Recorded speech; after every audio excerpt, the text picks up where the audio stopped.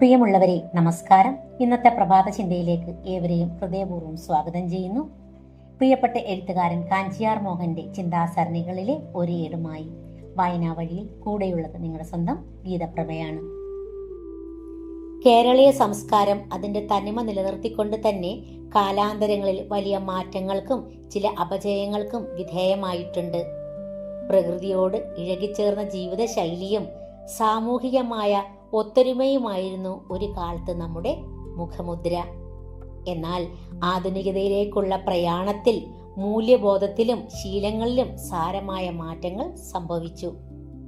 അന്ധവിശ്വാസങ്ങളിൽ നിന്നുള്ള മോചനവും ആഗോളതലത്തിലുള്ള വിനിമയങ്ങളും പോസിറ്റീവായ മാറ്റങ്ങളാണെങ്കിലും ഇതിനോടൊപ്പം തന്നെ ഗൗരവകരമായ ചില മൂല്യച്യുതികളും സമൂഹത്തെ ബാധിച്ചിട്ടുണ്ട്.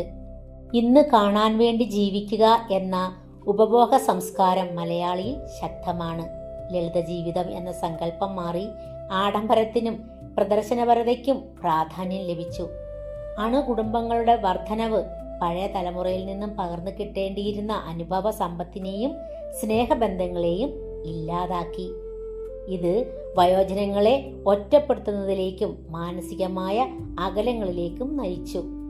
അതുപോലെ തന്നെ കേരളീയ സമൂഹം നേരിടുന്ന ഏറ്റവും വലിയ വെല്ലുവിളി ലഹരി വസ്തുക്കളുടെ വർദ്ധിച്ചു വരുന്ന സ്വാധീനമാണ്.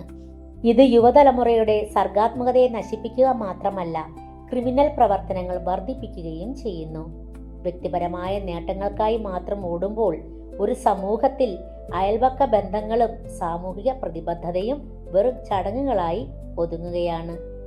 ഡിജിറ്റൽ ലോകത്തെ ബന്ധങ്ങൾക്കിടയിൽ യഥാർത്ഥ മനുഷ്യബന്ധങ്ങൾക്ക് പ്രാധാന്യം കുറയുന്നതും മാതൃഭാഷയോടുള്ള അവഗണനയും സാംസ്കാരികമായ വേരുകൾ അറുത്തുമാറ്റപ്പെടുന്നതിന് കാരണമാകുന്നുണ്ട്.